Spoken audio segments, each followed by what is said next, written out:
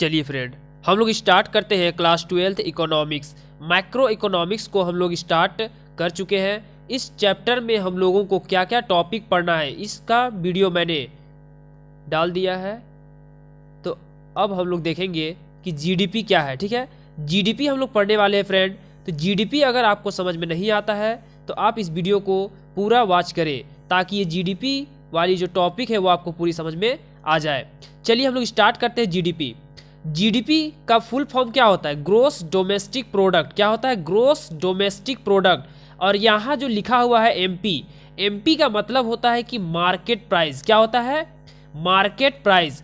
आज हम लोग समझेंगे कि ये gross domestic product at market price, बाजार कीमत पर सकल घरेलू उत्पाद, बाजार कीमत पर सकल घरेलू उत्पाद,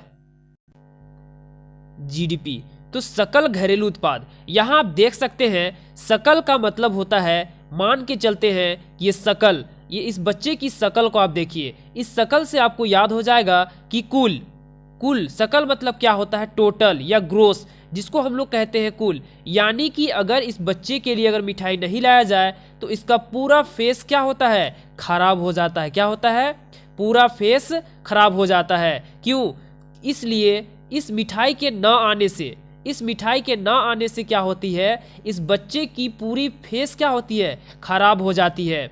और घरेलू, घरेलू का मतलब होता है घर। क्या होता है? घरेलू। और घरेलू क्षेत्र यानी कि इस घर के बाहर जितने भी एरिया आते हैं, जैसे ये आंगन आती है, ठीक है, यहाँ साइड साइड में जितने भी एरिया होती है, ये सभी जो है इस घर के लिए एक क्या होगी? क्षेत्र होगी। यानी इस घर की एरिया है। यानी ये जो है अगर इसका बाहर का क्षेत्र को भी लिया जाएगा और इस घर के अंदर के एरिया को भी लिया जाएगा, तो हम लोग समझने के लिए, जीडीपी को याद रखने के लिए हम लोग इस तरह के तरीके को अपना रहे हैं फ्रेंड। ठीक है, तो आप जो है समझने का प्रयत्न करें कि हम लोग पढ़ रहे हैं जीडीपी। क्या पढ़ रहे हैं? जीडीपी। तो जी से मान सकते हैं कि ग्रोस। क्या होता है? Gross, gross domestic product. Hindi में अगर कहें तो सकल घरेलू उत्पाद। तो सकल से आप याद रखिएगा इस बच्चे की फेस को। अगर आप इस बच्चे की फेस को याद रखते हैं तो आपको ये सकल याद हो जाएगा। क्या याद हो जाएगा? सकल याद हो जाएगा। और डी से आप रख सकते हैं घरेलू। तो घरेलू से आप याद रख सकते हैं घर, यानी कि घर के बाहर के एरिया को भी लेना है। ठीक है, घर के बाहर के एरिया को भी ले सकते हैं। जैसे हम लोगों को घर में ही सारा काम नहीं किया जा सकता है, इसलिए हम लोग क्या करते हैं? बाहर जो है गांव में आंगन रखी जाती है। क्या की जाती है? आंगन रखी जाती है। और इस दरवाजे के सामने जो एरिया होता है और ये जिसका घर है उसी का वो आंगन होता है, बल्कि ये दूसरे लोगों के घर का आंगन नहीं होता है। यहाँ है प्रोडक्ट, ये हमको दिख रहा है पी से प्रोडक्ट यानी उत्पाद, ये हमारा क्या है? उत्पाद है। तो यहाँ देख सकते हैं कि सकल घरेलू उत्पाद, हम लोग क्या पढ़ रहे हैं? सकल घरेलू उत्पाद एट मार्केट प्राइस, यानी कि ये जो मिठाई है इसका कुछ प्राइस रखा गया होगा, इसका कुछ प्राइस रखा गया होगा, यानी कि बाजार से इस मिठाई को खरीद कर लाया गया होगा इस घर में। ठीक है, अब हम लोग पढ़ने वाले हैं घर से। अब निकल करके हम लोग अब आते हैं बड़े क्षेत्र में आते हैं। बड़े क्षेत्र का कहने का मतलब है कि पूरे भारत की जीडीपी हम लोग पढ़ने वाले हैं। किसकी पढ़ने वाले हैं? पूरे भारत की जीडीपी पढ़ने वाले हैं। तो पूरी भारत की जीडीपी हम लोग अच्छे तरीके से समझने का कोशिश करेंगे। तो मुझे उम्मीद है कि इस टॉपिक को आप कभी नहीं भूल पाएंगे कि जीडीपी क्या हम लोग पढ़ रहे हैं आज? जीडीपी पढ़ रहे हैं। ठीक है, ग्रोस डोमेस्टिक प्रोडक्ट यानी कि सकल घरेलू उत्पाद। इसका हिंदी क्या होता है? सकल घरेलू उत्पाद, यानी कि सकल। सकल मतलब आप उस बच्चे की फेस याद रख सकते हैं। घरेलू मतलब घर, यानी हमारा घर क्या है फ्रेंड? हमारा इंडिया जो है, हमारा भारत जो है वो पूरा एक घर है, हमारा घर। अगर हमसे कोई पूछेगा कि हम कहाँ रहते हैं तो हम बोलेंगे, अगर विदेश जाते हैं तो हम लोग क्या बताएंगे? अपने घर को बोलेंगे भारत। यानी कि हमारा घर क्या है? एक भारत, यानी पूरे भारत क्या है? हमारा घर है। यानी कि अब घर के बाहर जितने भी जैसे समुद्री एरिया हो जाते हैं, समुद्र हो जाते हैं, उसके साइड साइड के जो एरिया होते हैं वो भी हमारे घरेलू सीमा के अंदर आते हैं। तो इस घर के अंदर यानी कि भारत के अंदर जितने भी उत्पाद होते हैं, जितने भी प्रोडक्शन होते हैं, जैसे आलू का उत्पादन होता है, गेहूं का उत्पादन होता है, चाहे किसी मशीन का उत्पादन होता है, लैपटॉप, मोबाइल, किसी भी प्रोडक्ट, किसी भी उत्पाद की अगर उत्पादन होती है हमारे घरेलू क्षेत्र के अंदर, यानी कि हमारे भारत में अगर उत्पादन होती है तो उसे हम लोग कहेंगे सकल घरेलू उत्पाद। क्या कहेंगे? सकल घरेलू उत्पाद। तो अब हम लोग अच्छे से पढ़ने वाले हैं कि एग्जाम में हम लोग किस टाइप से इसको लिखेंगे। तो एक लेखा वर्ष, अब ये एक लेखा वर्ष किसे कहा जाता है फ्रेंड? ठीक है, एक लेखा वर्ष यानी कि इसका नापने की कुछ एरिया होगी, यानी कि एक लेखा वर्ष मतलब होता है कि 1 मार्च से 1 अप्रैल से, ठीक है, 1 अप्रैल से 31 मार्च, 1 अप्रैल से 31 मार्च, ठीक है, एक लेखा वर्ष होती। कितना से? 1 अप्रैल से 31 मार्च, 1 अप्रैल से 31 मार्च को कहा जाता है एक लेखा वर्ष।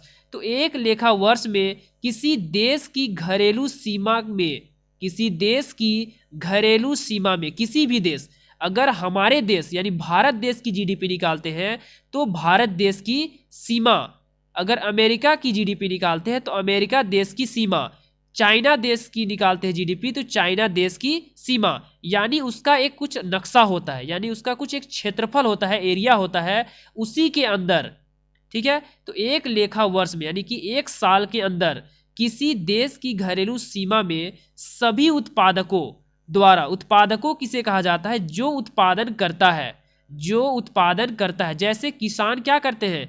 फसल उत्पादन करते हैं, ठीक है। फैक्ट्री क्या उत्पादन करते हैं? कोई प्रोडक्ट उत्पादन करते हैं, ठीक है। उसी तरह से उत्पादकों द्वारा जितनी भी अंतिम वस्तुओं और सेवाओं का उत्पादन किया जाता है। अंतिम वस्तुएं क्या होती है फ्रेंड? अंतिम वस्तुएं वे वस्तुएं होती है जिसे लोग फाइनल यूज करने के लिए लेते हैं। क्या करते हैं? फाइनल यूज करने के लिए लेते हैं, उसे हम लोग अंतिम वस्तुएं कह सकते हैं। जैसे हम लोग डायग्राम में समझ सकते हैं कि अंतिम वस्तुएं क्या होती हैं। जैसे यहाँ हम लोग समझ सकते हैं कि एक उत्पादक जो है वो पेन का उत्पादन करना चाहता है। तो पेन का उत्पादन करना चाहता है तो ये जो है, ये पेन का क्या है? कैप है। क्या है? पेन का कैप है। तो पेन का कैप का उत्पादन किया जाता है, उसके बाद अलग से उत्पादन किया जाता है, इसका स्टिकर का उत्पादन किया जाता है, इसके कलर का उत्पादन किया जाता है, इंक का उत्पादन किया जाता है। इन सभी को मिला करके एक पेन बनता है, ठीक है। हम लोग जब भी कभी भी मार्केट में जाते हैं, तो सबसे पहले हम लोग क्या करते हैं? पेन की डिमांड करते हैं। क्या की डिमांड करते हैं? पेन खरीदते हैं, ठीक है। ऐसा नहीं है, और दुकानदार जो है हमसे पेन का 5 रुपये क्या करता है? ले लेता है। 5 रुपया क्या करता है? पेन का पैसा ले लेता है। ये दुकानदार हमसे नहीं बोलता है कि इस पेन का बनाने में 2 रुपये लगा, 2 रुपया इसका हुआ, इसका स्टिकर लगा हुआ है 1 रुपया का, 1 रुपया स्टिकर हुआ, और इंक लगा हुआ है 2 रुपया का, तो +2 यानी कि टोटल 5। ऐसे करके हमसे पैसा नहीं लेता है। अगर ऐसे करके अगर पैसा लेने लगे तो लोग क्या करेंगे? इस स्टिकर को हटवा देंगे और बोलेंगे ठीक है 4 रुपया सिर्फ लगाइए। हो सके इस कैप को भी हटवा देंगे, तो इससे भी 2 रुपये माइनस हो जाएगा। तब सिर्फ क्या करेंगे? ये जो मेन जो इसके हैं, जो हमें यूज होती है, सिर्फ लोग उसी को खरीदना आरंभ कर देंगे, जिससे क्या होगी? लोगों को ज़्यादा परेशानी होगी। तो ये पेन जो है वो हमारा क्या है? एक फाइनल प्रोडक्शन है, यानी फाइनल उत्पाद है। जैसे फाइनल उत्पाद यानी अंतिम उत्पाद हम लोग ये भी कह सकते हैं। जैसे हम लोग घर में क्या करते हैं? पंखा यूज करते हैं, ठीक है। तो पंखा यूज करते हैं, या फिर लैपटॉप यूज करते हैं, टीवी यूज करते हैं, कुछ भी मोबाइल यूज करते हैं, तो उसके लिए हम लोग क्या करते हैं? बिजली बिल पे करते हैं। क्या करते हैं? बिजली, जो हमारे घर में जो बिजली आती है उसके लिए हम लोग बिजली बिल पे करते हैं। तो डायरेक्ट जो है हम लोग मासिक जैसे 200, 300, 150 जो बिल होती है उतना हम लोग क्या करते हैं? बिल पे करते हैं। ऐसा नहीं है कि वो जो बिल हम लोग पे करते हैं ऐसा बोल के यूज करते हैं कि ये बिजली इतना दूर से आया, यहाँ से आया, ऐसे करके आया, तार का कॉस्ट इतना लगा, इसका गहराई में इतना लगा, ये सब करके हम लोग उसका बिल नहीं देते हैं। डायरेक्ट हमें बिजली आती है, करंट आती है, तो हम लोग उसको बिल देते हैं। जितना यूज करते हैं उतना पैसा हम लोग पे करते हैं, क्योंकि अब सभी के घरों में मीटर लगा होता है। और ये पंखा भी है, ये हमारा क्या है? अंतिम उत्पाद है। हम लोग इसका क्या कर रहे हैं? यूज कर रहे हैं। ये कंप्यूटर है, इसका भी क्या करते हैं हम लोग? ये भी हमारा एक अंतिम उत्पाद है। तो अंतिम उत्पाद होती है जिसे लोग यूज करने के लिए खरीदते हैं और उसे लोग क्या करते हैं, यूज करते हैं। ठीक है, अब इससे कुछ नया चीज नहीं बनाया जा सकता है, तो वो हमारा अंतिम वस्तुएं होती है। अब इस पंखे से हम लोग और भी कुछ नहीं बना सकते हैं। जैसे यहां आप देख सकते हैं कि जब भी हम लोग कार लेने जाते हैं, ठीक है, तो कार लेने जाते हैं तो ऐसा नहीं है कि हम लोग इसका प्राइस अलग से जुड़वाते हैं, इसका प्राइस अलग से, इसका अलग से, इसका अलग से, इसका अलग से, चाबी का अलग से। ठीक है, ऐसा नहीं होता है।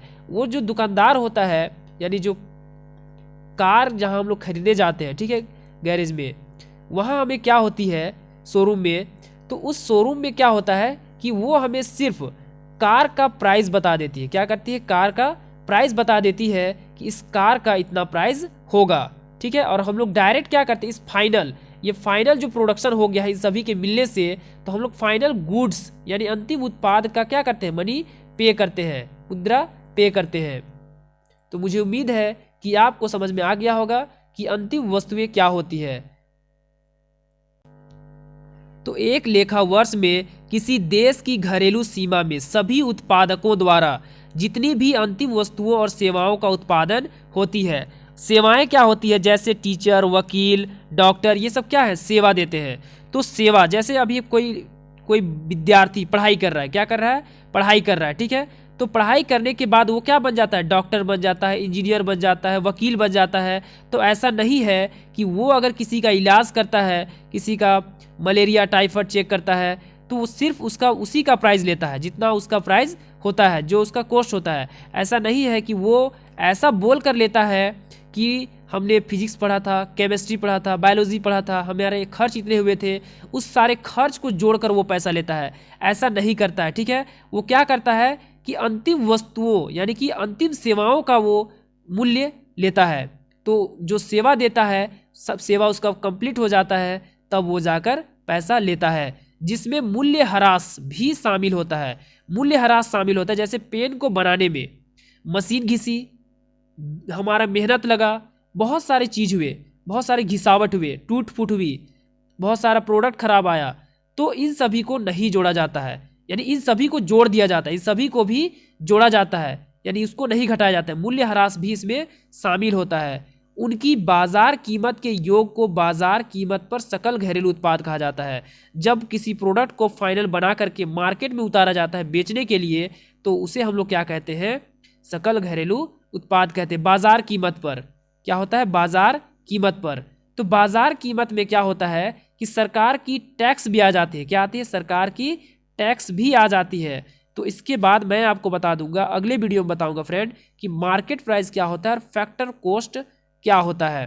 तो मार्केट प्राइस का मतलब मैं थोड़ा सा आपको बता देता हूं कि जैसे हमारा कोई वस्तु बन के रेडी हो गया, जैसे पेन बनकर रेडी हो गया, उस पेन को बनाने में 4 रुपये लगे, कितने लगे, 4 रुपये लगे, उस पर सरकार 1 रुपये क्या लगा देती है, टैक्स लगा देती है। क्या लगा देती है, टैक्स लगा देती है।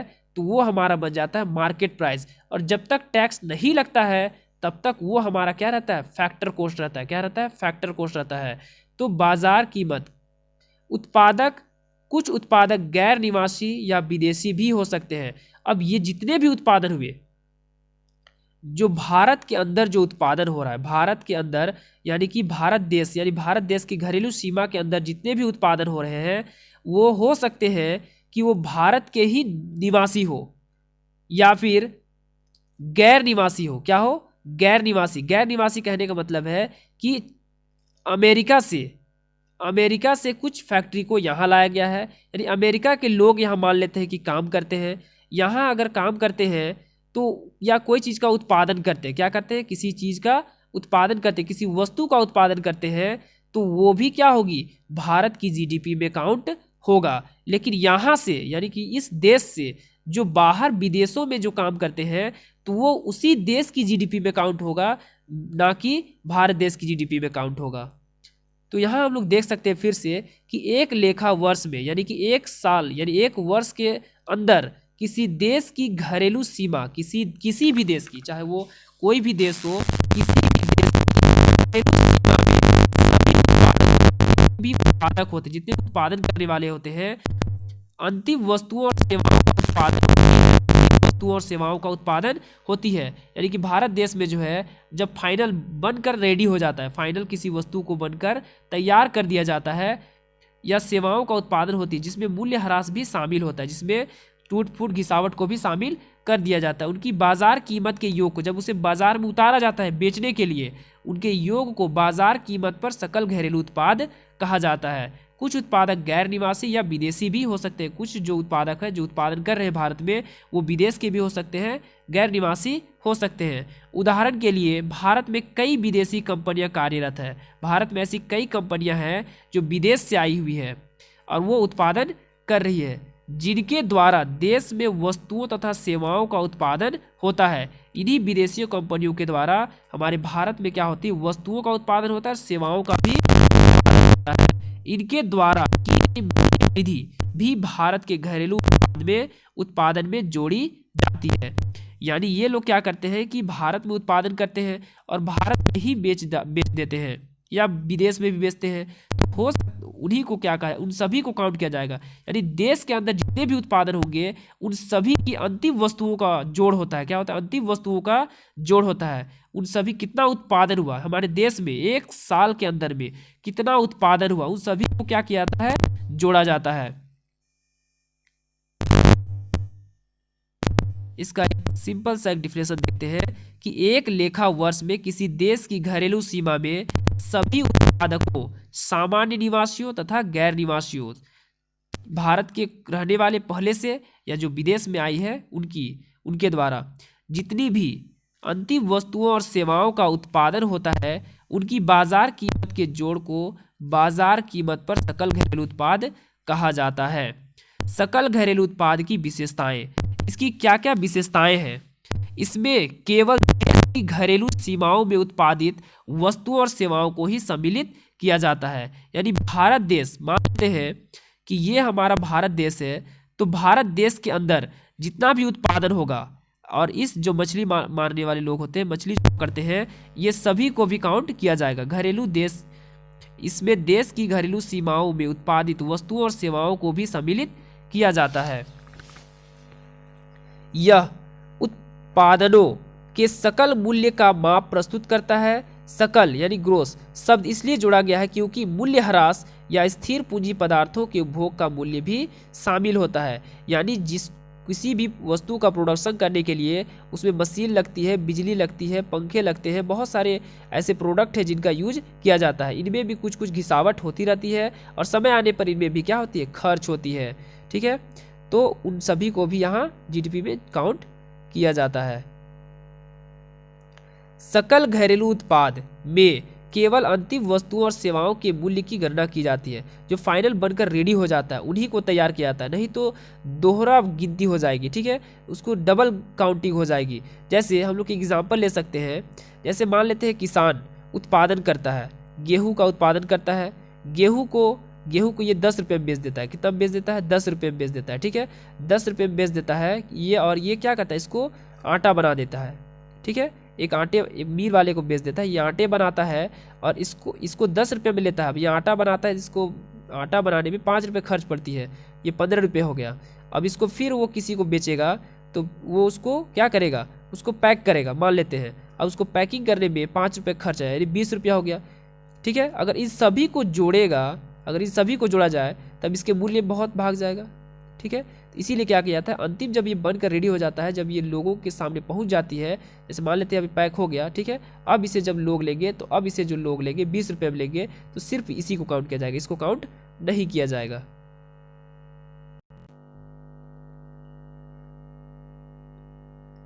तो अंतिम वस्तुएं मूल्य भी शामिल होता है। सकल घरेलू उत्पाद में केवल अंतिम वस्तुओं और सेवाओं के मूल्य की गणना की जाती है। इसमें कच्चे माल, जैसे कच्चा माल होता है, बिजली, ईंधन जैसी मध्यवर्ती वस्तुओं के मूल्यों को शामिल नहीं किया जाता है। जैसे किसी वस्तु को बनाने में बिजली की भी खपत होती है, कच्चे माल लगते हैं, कुछ लकड़ियाँ लगती है, ईंधन लगती है, तेल लगती है, पेट्रोल लगती है, तो इन सभी को काउंट नहीं किया जाता है। पेन बनाने में तो लगेगा ही लगेगा ना, किसी भी वस्तु का, लैपटॉप बनाए, उसके फ्लिप कार्ड बनाए, उसके बैक कवर बनाए, ठीक है, स्क्रीन गार्ड बनाए, कुछ भी बनाए, तो हम लोगों को इन सभी की आवश्यकता पड़ेगी, लेकिन उनको नहीं जोड़ेंगे।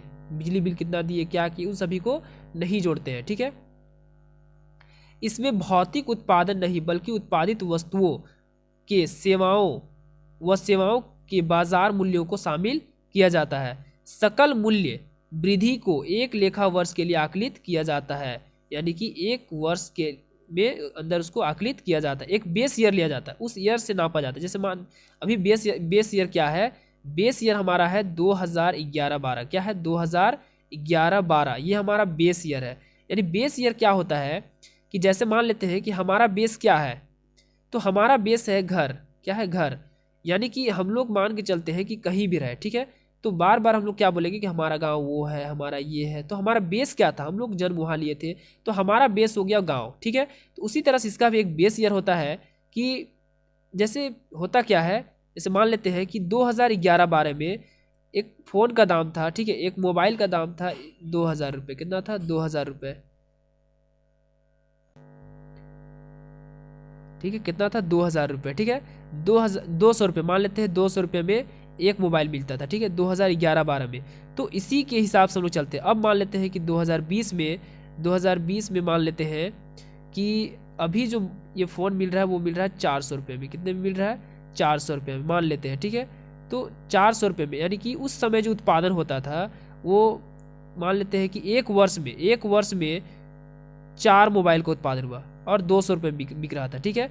अब जो उत्पादन हो रहा है वो मान लेते हैं कि चार ही उत्पादन हो रहा है। क्या हो रहा है, उत्पादन 4 हो रहा है और उसका प्राइस हो गया 400। तो जीडीपी कहाँ की बेहतर हुई, अभी की कि पहले की? तो पहले की बेहतर थी। क्यों? क्योंकि उत्पादन तो पहले भी उतना हो रहा था और अभी भी उत्पादन उतना ही हो रहा है। तो ये बेस ईयर लिया जाता है, इसी से हम लोग इसका तुलना करते हैं। सकल मूल्य वृद्धि को एक लेखा वर्ष के लिए आकलित किया जाता है। इसका मापन प्रचलित कीमतों पर किया जाता है। किसका किया जाता है, प्रचलित कीमतों पर किया जाता है। यदि हम 2013 का जीडीपी ज्ञात करना चाहते हैं तो उसमें केवल 2013 में ही उत्पादित वस्तुओं को शामिल किया जाएगा, उसमें 2012 की वस्तुओं को शामिल नहीं किया जाएगा।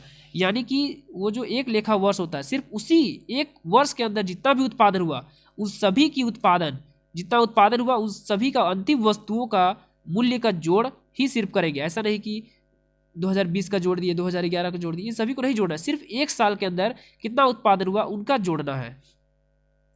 यह दिया हुआ है कि जीडीपी एट मार्केट प्राइस जो है, मार्केट प्राइस, तो एक वर्ष में देश की सीमा में कुल उत्पादित अंतिम वस्तुओं एवं सेवाओं का मूल्य होता है। यानी कुल उत्पादित वस्तुओं एवं सेवाओं का मूल्य होता है। क्या होता है, कुल उत्पादित वस्तुओं एवं सेवाओं का मूल्य, जिसमें मध्यवर्ती वस्तुओं तथा सेवाओं के मूल्य को घटा दिया जाता है। मध्यवर्ती वस्तुओं तथा सेवाओं के मूल्य को घटा दिया जाता है। अब ये घरेलू क्षेत्र क्या था फ्रेंड, तो घरेलू क्षेत्र जो था हमारा यहाँ लिखा हुआ है। जैसे यह देख सकते हैं, घरेलू क्षेत्र में राजनीतिक सीमा के साथ साथ देश के निवासियों द्वारा, देश में रहने वाले लोगों के द्वारा ही संचालित स्थलीय जल जहाज और मछली पकड़ने के जहाज, तेल और प्राकृतिक गैस रिग शामिल है जो देश के बाहर स्थित हो सकते हैं। विदेशों में स्थित देश के दूतावास और वाणिज्य दूतावास आदि, ठीक है। तो ये लोग जो है, जैसे हमारे भारत से कोई एयरलाइन उड़कर चली गई दूसरे देश में, तो भारत की जीडीपी और उनका इनकम हुआ तो भारत की जीडीपी में काउंट होगा। ऐसा नहीं है कि वो दूसरे के देश में काउंट होगा। तो मुझे उम्मीद है फ्रेंड कि ये चीज़ आपको समझ में आ गया होगा। यानी कहने का मतलब है कि जीडीपी आपको समझ में आ गया होगा। अगर जीडीपी नहीं समझ में आया फ्रेंड तो आप मुझे कमेंट में ये लिख कर अवश्य बताएं कि मुझे जीडीपी समझ में नहीं आया। और अगर वीडियो आपको अच्छा लगा तो आप मुझे कमेंट में बताएं, ताकि मैं जितना भी टॉपिक मैं आपको बताया हूँ उन सारे टॉपिक को मैं आपको कवर करके एक एक करके आपको समझाऊँ। ठीक है फ्रेंड, आपको कैसा लगा मुझे कमेंट में ज़रूर बताएं। Thank you friend.